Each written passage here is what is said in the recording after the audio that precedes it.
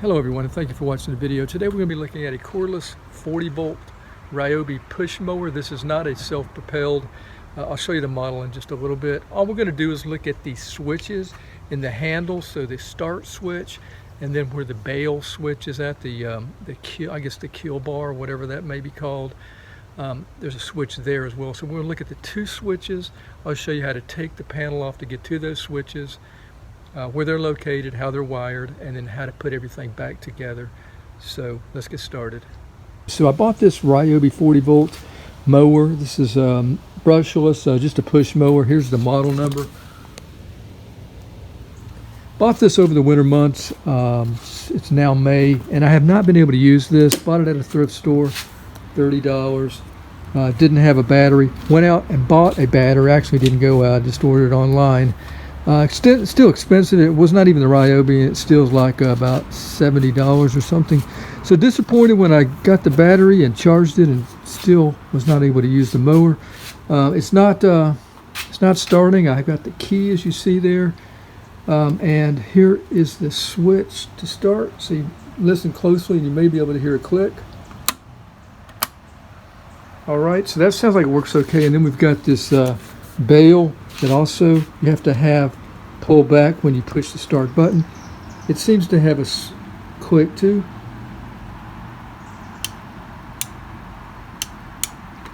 So I have taken the cover off and everything looks okay under there. I don't think there is a switch. I'm pretty sure there's not a switch on the side over here. Some of them have those switches. Safety switch for if the mower is raised too high, it'll shut off. Another thing that I don't think I have the switch for the bag. I don't think I have to have a bagger in place. I think I just maybe have to have the plug. Actually, I don't even think I have the plug, because when I took the cover off, I did not see a switch for that either. But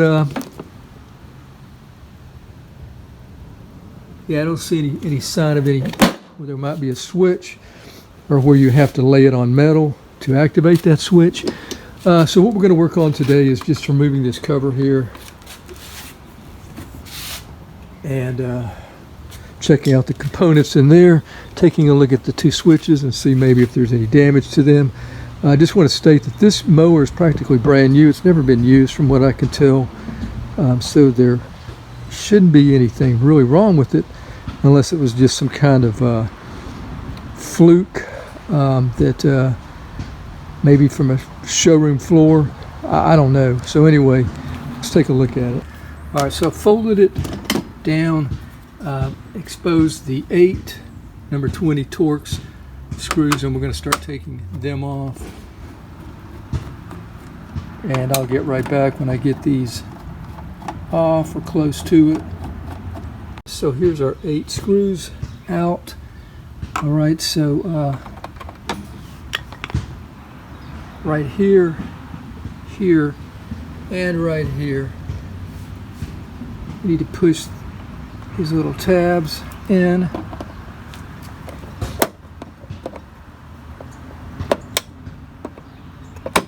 Okay, I heard it disengage, so it should separate. A lot of stuff may come falling out, so be prepared for that.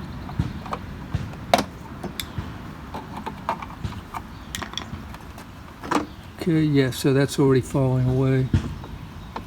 Try to do this gently.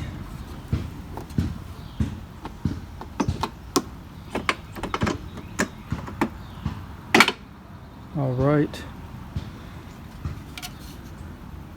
So there's nothing in here. Everything is right here. Here's that switch. You can see where the start button presses against the button there, that little red button. Here is the bail switch. So we've got a spring right here. It's loaded by going in a little box there, that end. It wraps around, as you see there. Goes in here and in here. When you pull this up to meet the handle, it's probably going to fall out. But yeah, you can see how I'm pulling it up. And it's going to connect to that little metal piece.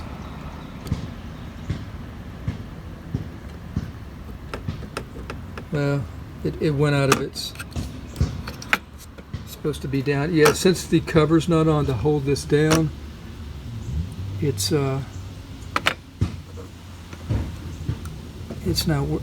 working like it was. But it's supposed to move down and turn it on. So I know I was hearing that click, so I know that it was working before. So yeah, that's kind of how the setup is on this. We've got the red going to the one in the back, and then the black going to the one in the side, or you can call it back, however, but that's the configuration. You can see the red there, black there, again yellow at the bottom. There's the black, connects also to that. Okay, sorry about that. Black is the top one, yellow is the bottom one. All right, so yeah, when you put it back, just put it in its slot there. Again, the spring is loaded by going into this box here and hooks around. This right here has to be pushed in here on both sides. Let me see if I can get a tripod. Okay, so I'm going to put the cover back on. Make sure that you get this all the way up here. Same right here. That should pretty much be straight up and down. That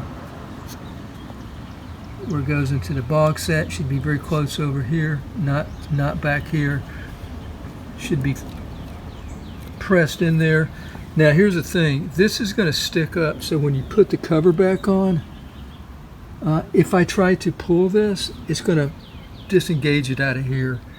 So what I'm going to do is I'm going to try to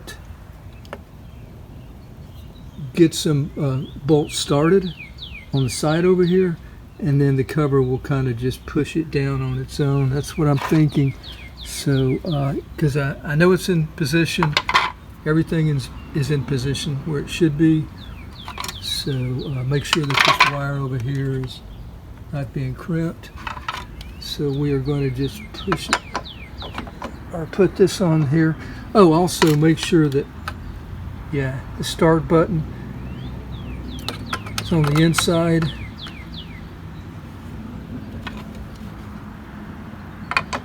Okay. So yeah, like I said, I'm going to try to start it out with one on the side. Probably need two hands to lift up that bottom portion to meet. Yeah, let me do that.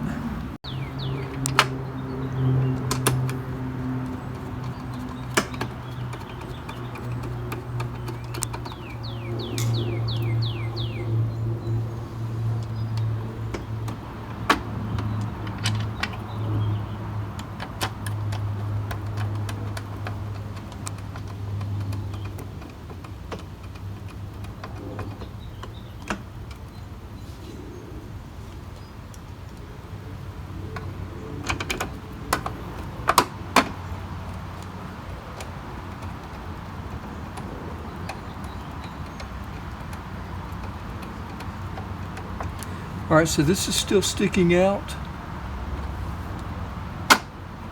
Here we go. Right here, now we're good here.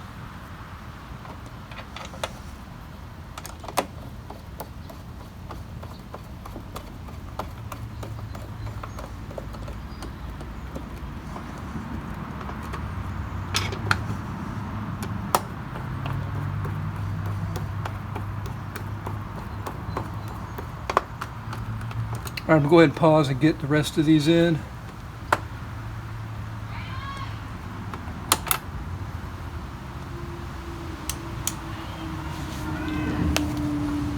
Okay, yeah, as far as the rest of those go, I'm not really putting this thing back together. I'm going to off camera work on it, so I wanted to show you how to put it back in place. So I'm going to leave the rest of them out, but I wanted to show you that we are okay here. And then listen for that click again. See, Everything's working. Okay, so I guess that'll be it for taking that apart and what's on the inside and how everything works. Good luck. Thanks for watching the video. That's the RYOBI cordless 40 volt. I'm sure there's different 40 volt mowers by RYOBI. So this is the one that the cover does not have any bolts on. If that helps. It's not a self-propelled. Again, there's the model. Thanks for watching the video. Until next time, have a nice day. Take care.